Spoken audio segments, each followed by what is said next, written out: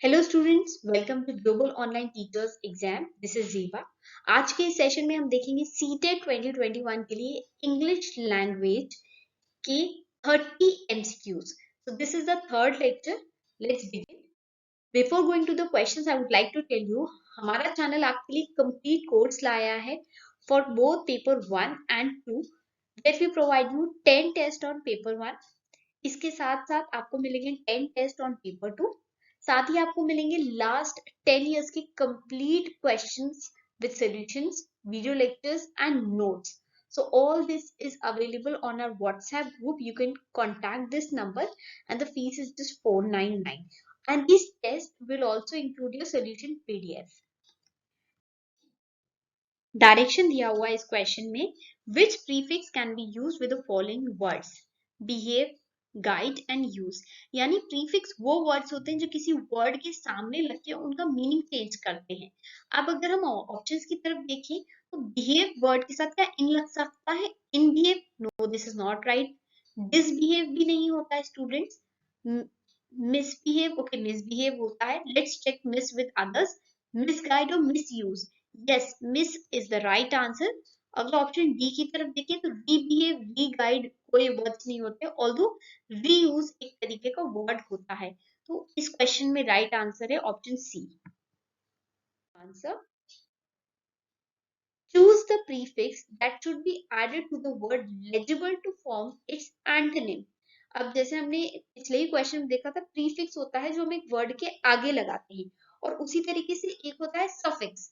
Suffix हम पीछे लगाते हैं। ओके, तो अगर हम वर्ड देखें लेजिबल, लेजिबल का मतलब होता है वो राइटिंग जिसको आप रीड कर सकते हैं, जो रीड करने लायक है। जैसे मैंने यहाँ पे लिखा है सफिक्स, तो क्या आप इसको रीड कर पा रहे हैं? हाँ, बिल्कुल, ये क्लियरली लिखा हुआ है, तो हम कहेंगे दिस इज लेजिबल राइटिंग।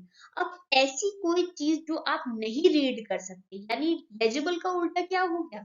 जो हम नहीं रीड कर सकते, तो वो वर्ड कौन सा हुआ? कौन सा प्रीफिक्स लगाएंगे जिससे लेजिबल का ऑपोजिट बनेगा?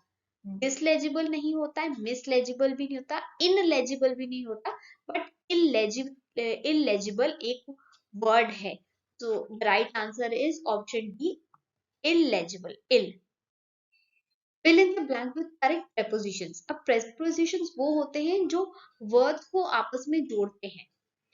अगर स्टेटमेंट की बात करें, he would like to take a photograph of us, यानी कोई एक पर्सन है जो हमारे साथ एक पिक्चर लेना चाहता है। सेंटेंस आगे बोल रहा है, would you come and seat dash मी। अब यहाँ डैश मी इन चारों ऑप्शंस में से कौन सा सूटेबल है? बिटवीन मी, नहीं, ये गलत है।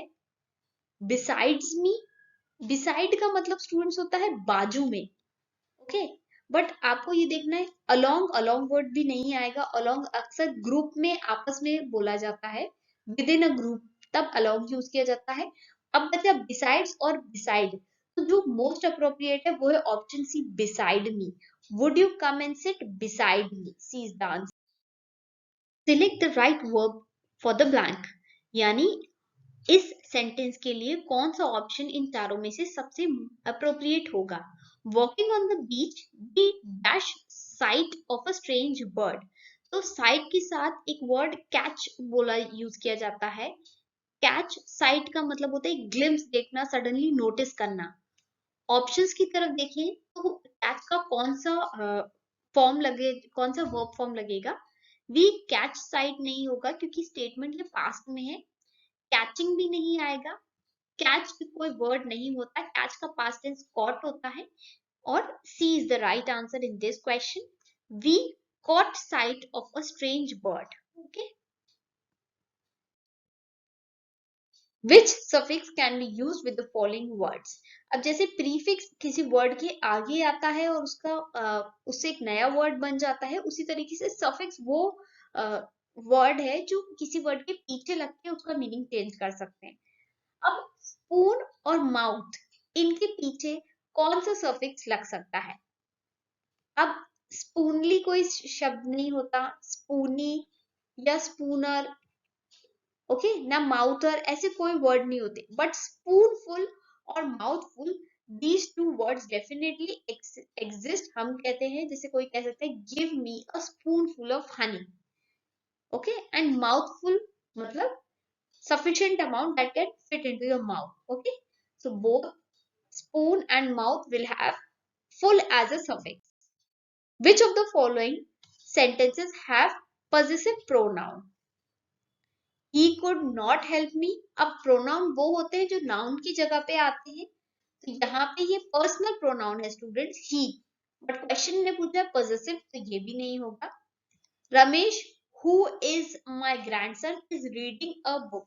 तो ये who भी एक तरीके का pronoun है, but it is not a possessive pronoun. Doctor sister is known to me. This is not right. Possessive pronoun option D में है ours. Ours is a vast country. D is the answer. Ours, yours, theirs, ये सारे possessive pronoun कहलाते हैं. Which of the following words has a silent letter in it? तो English में आपने कई बार देखा होगा कुछ ऐसे वर्ड्स हैं जिनमें कुछ लेटर्स प्रोनाउंसिएशन के टाइम पे इस्तेमाल नहीं किए जाते. जैसे लिसन, हम लिसन बोलते हैं ना, सुनो. लिसन में टी की आवाज नहीं आती, हम कहते हैं T is a silent letter. अगर आप चारों ऑप्शंस में देखें, बट में कोई भी साइलेंट लेटर नहीं है. बी, यू और टी तीनों की आवाज आती है. ऐसे क्योर में भी कोई साइलेंट लेटर नहीं है. फॉन में भी साइलेंट नहीं है. फॉन का मतलब होता है बेबी डियर, ओके. डियर का बेबी को हम कहते हैं फॉन. वाइल काम, काम is a word जिसमें L silent है, okay, L is silent. So here this is the answer, option A. What does motivation do in a process of learning? यानी मोटिवेशन का क्या महत्व है लर्निंग की प्रक्रिया में? To sharpen memory? No, this is not right. To differentiate new learning from old learning? To make learners think unidirectionally, or to create interest for learning among young learners? तो new learning और old learning में भी motivation का कोई role नहीं है. To make learners think unidirectionally का मतलब होता है सिर्फ एक ही दिशा में सोच रहा हूँ, तो ये भी करेक्ट नहीं है. जो करेक्ट आंसर है इस क्वेश्चन का है वो है डी, टू क्रिएट इंटरेस्ट. अभी देखिए लर्निंग से क्या होता है कि कोई भी आप किसी को एक या दो बार एक चैप्टर याद करा सकते हो, बट अगर बच्चे के अंदर मोटिवेशन ही नहीं है, बच्चे का पर्सनल इंटरेस्ट ही नहीं है, then he will not be able to study well. So creating that interest is very. Correct pronunciation of individual sound is related to accuracy, fluency, both of them or neither of them. तो जो pronunciation होता है students, वो एक word की accuracy से related होता है. Is the answer. अभी जैसे मैं आपको एग्जांपल बताऊं, एक वर्ड होता है affluent, okay. Affluent means from a rich family. And एक और वर्ड होता है एफ्लुएंट. तो एफ्लुएंट का मतलब होता है, आपने देखा होगा फैक्ट्रीज में से जो वेस्ट निकलता है उसको हम एफ्लुएंट्स कहते हैं. तो कई बार कुछ लोगों को मैंने ये बोलते हुए सुना है that we are from affluent family. तो एफ्लुएंट नहीं होता, वहाँ अफ्लुएंट होता है. तो ये समझ रहे आप, प्रोनाउंसिएशन से एक्यूरेसी होता है, एक्यूरेसी पे डिपेंड करता है. क्योंकि अगर आप वर्ड्स को सही प्रोनाउंसिएशन के साथ नहीं बोलेंगे तो उसका मतलब चेंज हो जाता है. A test of listening comprehension is a test of receptive skills, productive hearing skills और phonology. तो रीडिंग लिसनिंग कॉम्प्रिहेंशन का जो टेस्ट है, it is a test of your receptive skills. आपका लिसनिंग स्टूडेंट्स, लिसनिंग और रीडिंग ये दोनों ही receptive skills में आता है. बाकी आपका स्पीकिंग और आपका राइटिंग ये आपके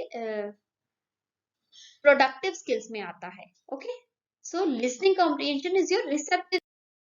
Brainstorming means to collect all kinds of ideas, to do some mental exercise, to make efforts to understand something, or to give some kind of stimulus to the brain.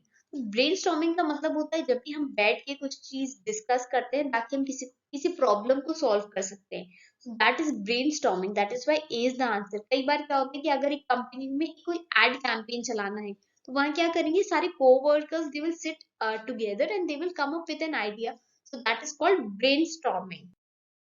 Mother tongue influence can be effectively minimised in the classroom by, अभी हमारी जो मातृभाषा है उसका definitely हमारे ऊपर कोई ना कोई प्रभाव रहता है, इन्फ्लुएंस रहता है।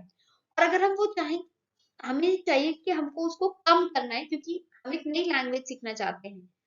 So how can it this be done, उसको कैसे मिनिमाइज किया जा सकता है, कैसे कम किया जा सकता है? Using mother tongue more often, so this is incorrect. Mother tongue ज्यादा यूज करेंगे तो वो तो मदर टंग का इन्फ्लुएंस तो बढ़ेगा। Giving examples from the mother tongue, इससे भी नहीं होगा। Giving lot of exposure in the target language, okay, ज्यादा एक्सपोजर देना मतलब लिसनिंग, रीडिंग, बहुत सारी चीजें, स्किल्स टारगेट लैंग्वेज से करना, ये भी नहीं होगा। Giving inputs from the target language in simple and graded manner. So I have seen this works a lot in my school as well. Teacher अब टारगेट लैंग्वेज यानी इंग्लिश को इतनी सिंपल फॉर्म में करती थी कि बच्चे सुन के और उनको करिकुलम के साथ फॉलो करके they would understand it. A child studying in class 3 says, I drank the water. It indicates that the child is. अब इस स्टेटमेंट में एक थर्ड क्लास का बच्चा बोलता है, I drank the water. अब ड्रिंक का पास्ट टेंस आप सभी जानते हैं, ड्रैंक होता है, ओके, और थर्ड फॉर्म होता है ड्रिंक, ड्रैंक और drunk.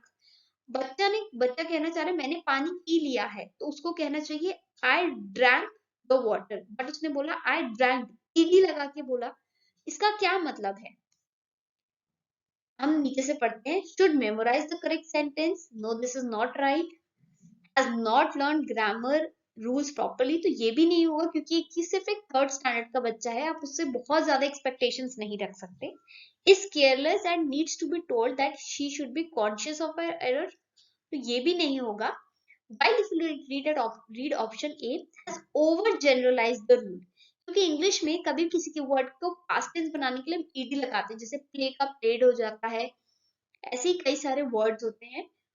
For making past verbs using that learning is taking place, यानी बच्चे को ये तो समझ में आता है कि वर्ब को पास्ट में बनाने के लिए ईडी लगाना है, तो ये चीज वो बच्चे ने सीख लिया है। तो ये चीज आप कम से कम वो बच्चा ईडी लगाना सीख जाएगा, तो हम टीचर उसको करेक्ट कर देंगे कि नहीं, हर जगह पास्ट ईडी से नहीं बनता है, आपको सेकेंड फॉर्म याद भी करना होता है। Read the two sentences given below. The lizard at the fly, मतलब एक छिपकली ने एक मक्खी को खा लिया। दूसरा सेंटेंस कहता है the fly at the lizard, यानी एक मक्खी ने एक छिपकली को खा लिया। A teacher can use this example to explain that, ये एग्जाम्पल यूज करके टीचर क्या समझा सकती है? They are example of reported speech, no, they are collection of words, ये भी appropriate नहीं है। There is no difference because both have same words, ये ऑप्शन तो बिल्कुल ही नहीं है क्योंकि भले सेम वर्ड्स है बट उनके मीनिंग में डिफरेंस है। Option D, when subject and object change positions, the meaning of the sentences changes. This is absolutely right. देखिए यहाँ पे सब्जेक्ट है आपका लिजर्ड और ऑब्जेक्ट है आपका फ्लाई, जब हमने इंटरचेंज कर दिया तो एकदम ऑपोजिट ही बात हो गई। तो टीचर ये बताना चाहती है कि अगर आप ऐसे वर्ड को चेंज कर देंगे तो उसका मीनिंग भी चेंज हो जाता है सेंटेंस का। Which one of the following is considered as a great deterrent to learning English? Deterrent मतलब एक रुकावट या obstacle. Lack of opportunities to the pupils to listen and use English outside the classroom. Okay, this could be the right answer. Let's read the others. English is a difficult language. No, कोई भी भाषा if you start learning it difficult नहीं पड़ेगी।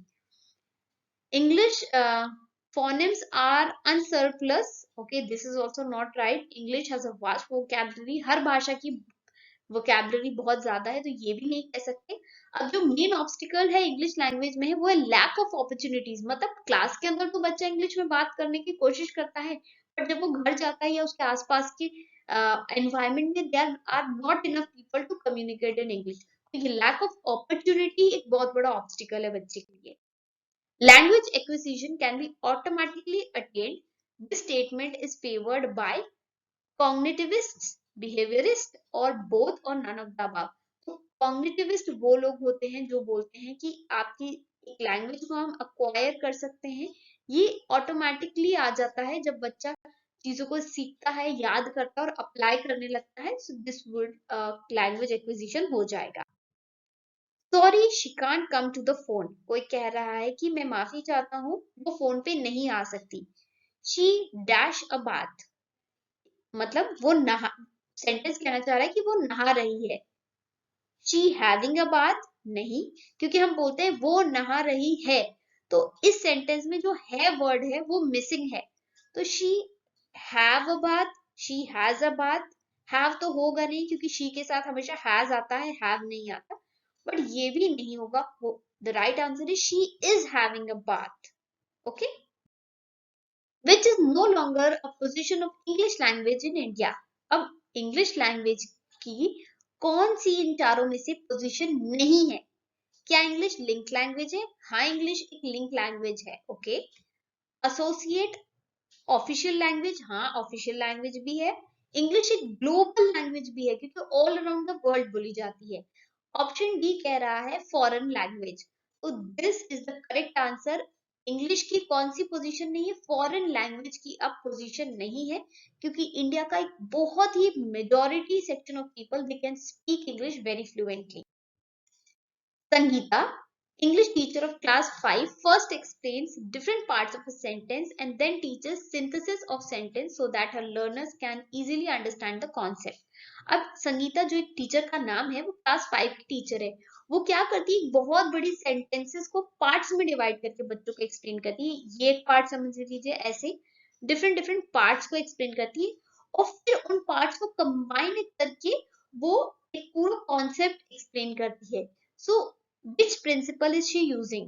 Induction to deduction, concrete to abstract, known to unknown, analysis to synthesis. So the right answer is D. Analysis का मतलब होता है बड़ी प्रॉब्लम को छोटी प्रॉब्लम्स में ब्रेक करने को हम एनालिसिस कहते हैं, और सिंथेसिस जस्ट इसका ऑपोजिट होता है, छोटे छोटे पार्ट्स को कंबाइन करके हम एक थ्योरी बनाते हैं। If a student is unable to learn a task in a specific method, अगर एक पर्टिकुलर मेथड यूज करके एक बच्चा कोई टास्क याद नहीं कर पा रहा है तो टीचर को क्या करना चाहिए? इग्नोर द स्टूडेंट, नहीं, टीचर को बिल्कुल इग्नोर नहीं करना चाहिए। Explain the situation to students parents, अब पेरेंट्स को भी इन्वॉल्व नहीं करना चाहिए, teacher should deal from her part first. Tell the student that task is not very important, तो ये भी बिल्कुल गलत है। जो सही है वो लग रहा है option B, and yes this is the right answer. Give some extra time, अब हो सकता है किसी बच्चे को कोई चीज को याद करने में परेशानी हो, तो उसलिए मतलब स्ट्रिक्टनेस या पनिशमेंट नहीं देना चाहिए, बच्चे को थोड़ा एक्स्ट्रा टाइम दो, मे बी उसके लिए वो थोड़ा सा डिफिकल्ट हो सकता है। What is the purpose of writing at elementary school? अब एलिमेंट्री स्कूल में राइटिंग का क्या यूज है? डिस्क्रिमिनेशन ऑफ वर्ड्स भी नहीं होगा, यानी वर्ड्स को पहचानना। टेकिंग नोट्स, नहीं। इनिशिएटिंग कॉन्वर्जेशन, मतलब बातचीत को शुरू करना, तो ये भी नहीं होगा, राइटिंग नहीं हो सकती।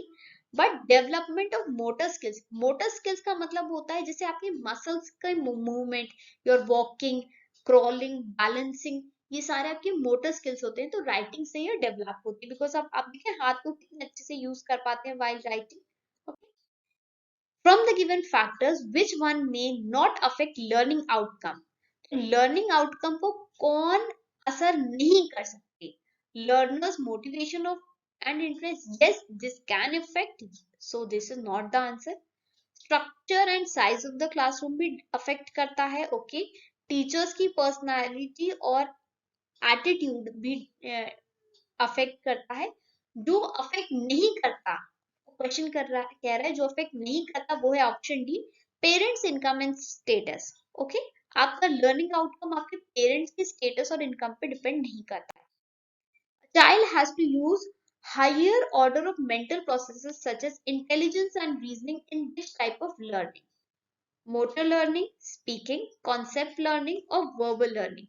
So concept learning आपकी cognitive ability से related, आपकी thinking, learning, फिर उसको applying all that concept, ये सारी चीजें आपकी cognitive skills आती हैं. So highest order is your concept learning. Identify the verb in the given sentences. The leaves were yellow and sticky. पत्तियां कैसी थी, पीली और चिपचिपी थी। इस सेंटेंस में वर्ब, वर्ब यानी एक्शन वर्ड को हम वर्ब कहते हैं। जैसे ईट, सिट, डांस, ये क्या है स्टूडेंट्स, ये सारे वर्ब्स हैं। बट कुछ ऐसे वर्ब्स होते हैं जिनको हम कहते हैं हेल्पिंग वर्ब्स। ओके, ये ऐसे कोई एक्शन नहीं करती, बट ये बताती है कि सेंटेंस कौन से टेंस में है, सिंगुलर है या प्लूरल है। तो वर एक तरीके का वर्ब है, ये एक हेल्पिंग वर्ब है। लीव्स, ये देखिए लीव्स आपकी सब्जेक्ट है, और येलो है, ये सब आपके एडजेक्टिव हैं। Okay, while were is a verb, ये ही बोलना चाह रहे हैं हम यहाँ पे। और आर का जो होता है, आर का पास्ट टेंस होता है वर। जैसे इसका पास्ट टेंस वॉज होता है ना, वैसे ही आर का पास्ट टेंस होता है verb, and it is a verb. Which is the greatest quality of student for learning. अब सबसे इंपॉर्टेंट क्वालिटी लर्निंग के लिए एक बच्चे के लिए क्या होनी चाहिए? Good memory, good communication skills. Okay, ये भी इंपॉर्टेंट है। हार्ड वर्क भी जरूरी है, बट सबसे ज्यादा जरूरी क्यूरियोसिटी है। अगर बच्चे को कुछ सीखने की चाहत है, वो मोटिवेशन है, तो it will help him a lot in long run. Which of the following characteristics distinguishes maturation from learning. तो आपका ये मैच्योरेशन और लर्निंग को जो अलग करता है वो है ऑप्शन ए, क्योंकि मैच्योरेशन एक नेचुरल प्रोसेस है स्टूडेंट, जो ऑटोमेटिकली आ जाता है। वाइल आपका लर्निंग, देखिए लर्निंग क्या है, प्रैक्टिस से भी आपको लर्निंग आता है, depends on motives, and it is a lifelong process. Learning ये सारी चीजें हैं, बट मैच्योरेशन और लर्निंग में डिफरेंस ये है कि मेच्योरिटी एक नेचुरल प्रोसेस है, वो टाइम के साथ खुद ब खुद आ जाती है। The extrovert students differs from introvert students in which of the following characteristics? Strong feelings, likes and dislikes, expresses feelings externally instead of internally, absorbs intellectual, persuades, better in writing than speaking. अब extrovert student और introvert student में क्या फर्क है? Extrovert वो होते हैं जो बहुत ज्यादा सोशल होते हैं, जिनको लोगों से इंटरैक्ट करना, बात करना, ऑप्टिमिस्टिक होते हैं, ओपन होते हैं। वाइल इंट्रोवर्ट जो कम बात करना पसंद करते हैं, थोड़े शाय होते हैं, they are better listeners. Okay, and they are not very outgoing. तो ये होती है डिफरेंस। अगर हम ऑप्शंस की तरफ देखें तो एक्सप्रेसेस फीलिंग्स एक्सटर्नली, यानी बोल के वो एक्सप्रेस कर लेते हैं, वाइल इंट्रोवर्ट अपनी फीलिंग्स को छुपा के रखते हैं।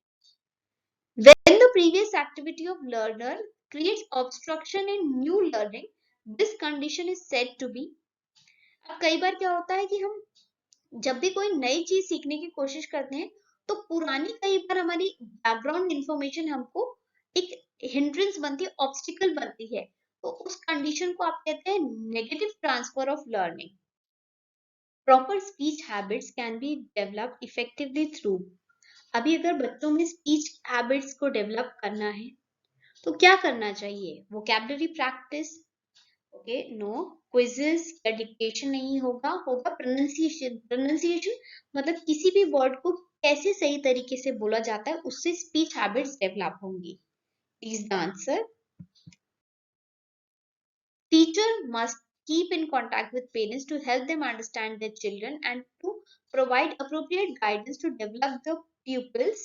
अब टीचर और पेरेंट्स को एक टच में रहना चाहिए, ताकि वो बच्चों को अप्रोप्रिएट गाइडेंस दे सके। क्या डेवलप करने के लिए? इंटेलिजेंस, पोटेंशियल्स, फोरसाइटेडनेस या memory. So here the right answer is option B, potentials. Potentials का मतलब होता है एबिलिटी या टैलेंट किसी भी चीज में, चाहे एकेडमिक्स में हो चाहे स्पोर्ट्स में हो।